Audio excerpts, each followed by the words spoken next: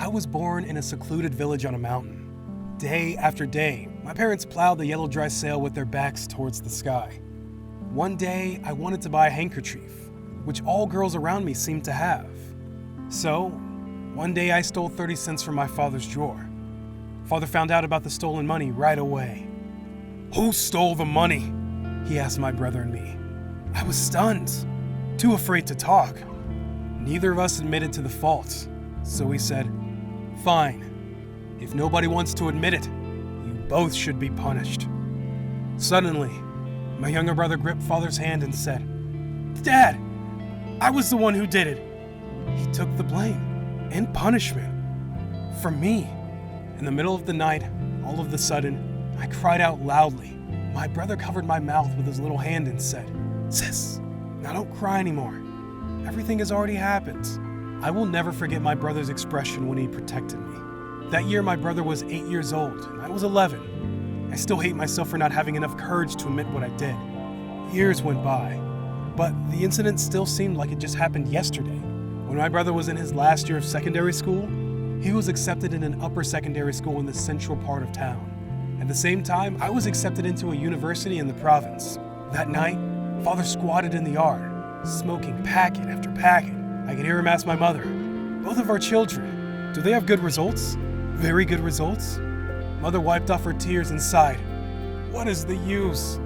How can we possibly finance both of them?" At that time, my brother walked out.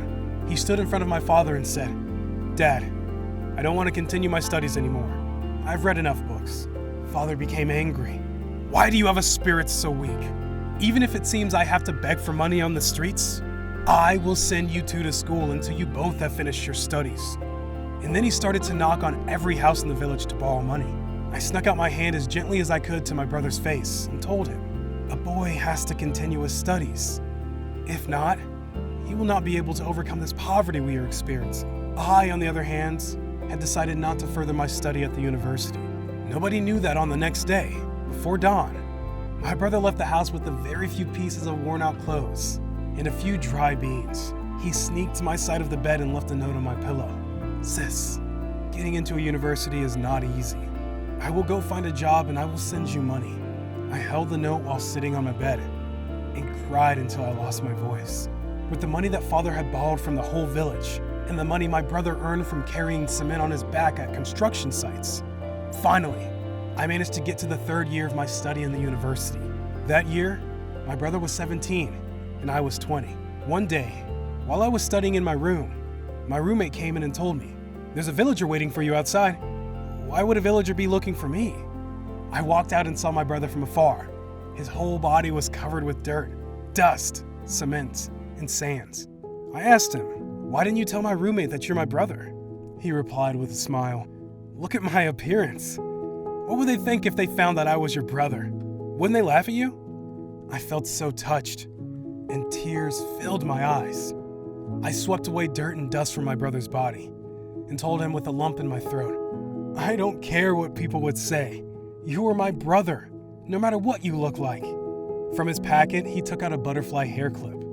He put it in my hair and said, "I saw all the girls in town are wearing it. I think you should also have one." I couldn't hold myself back anymore. I pulled my brother into my arms and cried. That year, my brother was 20 years old, and I was 23. After I got married, I lived in the city. Many times my husband invited my parents to come and live with us, but they didn't want to. They said that once they left the village, they wouldn't know what to do. My brother agreed with him. "Sis, you just take care of your in-laws, and I will take care of mom and dad." After working hard, my husband became the director of his factory. We asked my brother to accept the offer to be the manager in the maintenance department, but my brother rejected the offer. He insisted on working as a repairman instead for a start. One day, my brother was on the top of the ladder repairing a cable when he got electrocuted and was sent to the hospital. My husband and I visited him at the hospital. Looking at the plaster cast on his leg, I grumbled, "Why did you reject the offer of being a manager? Managers don't do something dangerous like that. Now look at you. You're suffering from a serious injury. Why didn't you just listen to us?" With a serious expression on his face, he defended his decision. "Think of your brother-in-law. He just became the director. If I, being uneducated, would become a manager, what kind of rumors would fly around? My husband's eyes filled up with tears, and then I said, "But you lack an education only because of me. Why do you talk of the past?" he said. And then he held my hands. That year, he was 26 old and I was 29 years old. My brother was 30 years old when he married a farmer girl from the village. During the wedding reception, the master of ceremonies asked him, "Who is the person you respect and love the most?" Without even taking time to think, he answered, "My sister." He continued by telling a story I could not even remember. When I was in primary school, the school was in a different village. Every day my sister and I would walk for 2 hours to school and back home. One day, I lost one of my gloves, so my sister gave me one of hers.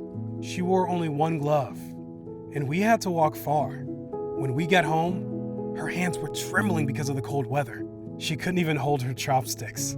From that day on, I swore that as long as I lived, I would take care of my big sister, and I would always be good to her. Applause filled up the room. All the guests turned their attention to me. I found it hard to speak. In my whole life, the one thing I would like to thank most is my brother. And on this happy occasion, in front of the crowd, tears were rolling down my face again. Love and care for the ones you love every single day of your life. You may think what you did is just a small deed, but to that someone, it may mean a lot. Some relations are made to last forever, but they still need to be nurtured with love and care. Thank you for watching this video. I hope you enjoyed it. Subscribe to see more from me.